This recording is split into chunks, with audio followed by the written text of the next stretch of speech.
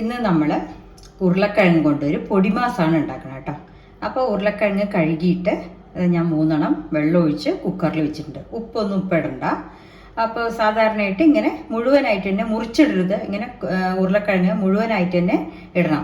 പക്ഷെ ആ ഇടുന്നതിന് മുമ്പേ നമ്മൾ ആ ഉരുളക്കിഴങ്ങിൽ ഒന്നിങ്ങനെ എടുത്തിട്ട് അതിലൊരു ഹോള് അല്ലെങ്കിൽ പപ്പടക്കോല കൊണ്ടോ കത്തിയും കൊണ്ടോ ഇങ്ങനെ ഒരു 5-6 സ്ഥലത്ത് ഇങ്ങനെ കുത്തിയാൽ മതി കേട്ടോ.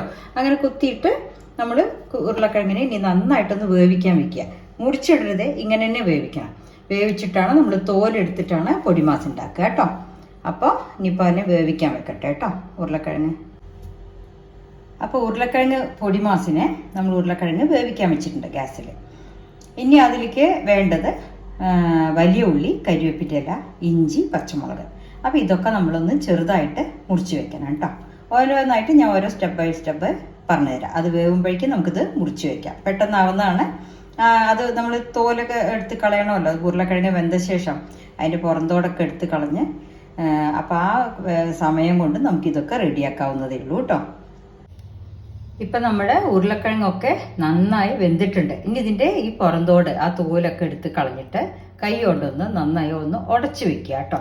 പിന്നെ നമുക്ക് എന്താ ചെയ്ത് വെച്ചാൽ ഞാൻ വലിയ ഉള്ളി, കരിവേപ്പിൻ്റെ ഇല, ഇഞ്ചി എല്ലാം പൊടിയായി മുറിച്ച് കൊടുക്കുക. അങ്ങനെ പൊടിയായി മുറിച്ചാലേ എല്ലാവരും അതൊക്കെ കഴിക്കുള്ളൂ കേട്ടോ. പിന്നെ നമ്മൾ ഉരുളക്കിഴങ്ങല്ലേ ഉണ്ടാക്കണം, അതുകൊണ്ടാണ് ഇഞ്ചി കൂടെ ആഡ് ചെയ്തത് കേട്ടോ.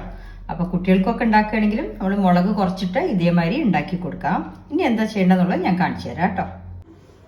ഇപ്പം നമ്മൾ ഉരുളക്കിഴങ്ങ് ഒരു സ്മാഷർ വെച്ചിട്ട് ഒന്ന് ഉടച്ചു വിട്ടിട്ടുണ്ട് കേട്ടോ.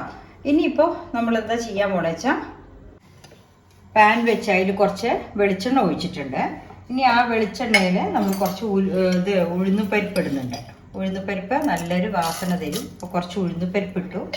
ഇനി കുറച്ച് കടുകാണ് ഇടേണ്ടത്. അപ്പോൾ കടുക് ഇട്ടിട്ട് നമ്മൾ ആ പൊടിച്ച് വെച്ച ഉള്ളിയും ഇതൊക്കെ ഉണ്ടല്ലോ, ചെറുതായി മുറിച്ച ഉള്ളി, പച്ചമുളക്, കരിവേപ്പിൻ്റെ ഇല, ഇഞ്ചി, ഇത് 4 നമ്മൾ അതിൽ വഴറ്റണം. അപ്പോൾ ഇതൊന്ന് ചെറിയ ഇതിൽ ഉഴുന്നുപരിപ്പിൻ്റെ ബ്രൗൺ നിറമാകുമ്പോൾ നല്ലൊരു വറുത്ത വാസന വരും. എപ്പോഴും നമ്മൾ അതൊക്കെയാണ് നമ്മുടെ കറികൾക്ക് നോക്കേണ്ടത് കേട്ടോ. ആ വാസന വന്നാൽ നമുക്ക് വറുക്കാനുള്ളത് ഇടാം. ഇപ്പോൾ ഉഴുന്നുപരിപ്പ് മൂത്തിട്ടുണ്ട്, കടുക് പൊട്ടിയിട്ടുണ്ട്. അതിലേക്ക് ഉള്ളി, പച്ചമുളകൊക്കെ ഒന്ന് വഴറ്റാനില്ല കേട്ടോ. അതൊന്ന് നന്നായി വഴറ്റട്ടെ. ഈ സമയത്ത് നമ്മൾ ഉപ്പ് ചേർക്കുള്ളൂ കേട്ടോ. അപ്പോൾ ഉള്ളി പെട്ടെന്ന് വാടി കിട്ടുകയും ചെയ്യും. പിന്നെ നമ്മൾക്ക് ഉരുളക്കിഴങ്ങിൽ ഉപ്പിട്ടിട്ടില്ലല്ലോ. മഞ്ഞൾപ്പൊടി വേണമെങ്കിൽ ഇട്ടോളൂ കേട്ടോ. ഞാൻ സാധാരണ നമ്മളിങ്ങനെ ഉരുളക്കിഴങ്ങ് പൊടിമാസ് ഉണ്ടാക്കുന്നതിൽ മഞ്ഞൾപ്പൊടി ഇടില്ല.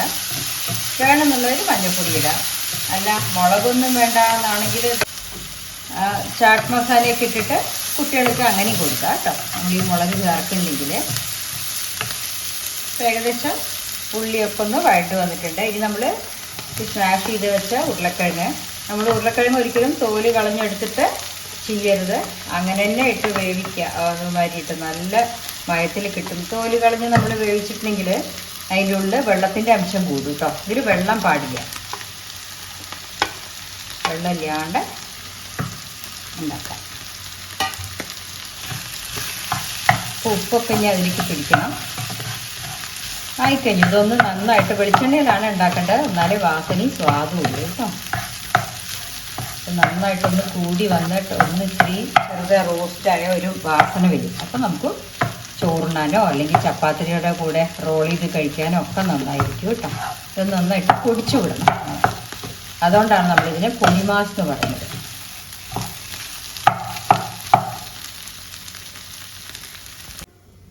അങ്ങനെ നമ്മുടെ ഉരുളക്കിഴങ്ങ് പൊടിമാസ് റെഡി ആയിട്ടുണ്ട്. ഇതിൽ മല്ലിയില വേണമെങ്കിൽ എല്ലാവർക്കും ആഡ് ചെയ്യാം, അല്ലെങ്കിൽ ഇതുമാതിരി തന്നെ കഴിക്കാം കേട്ടോ. അപ്പോൾ എല്ലാവരും ഉണ്ടാക്കി നോക്കൂ. പെട്ടെന്ന് ഉണ്ടാക്കാൻ പറ്റുന്നതാണ്. Okay, thank you.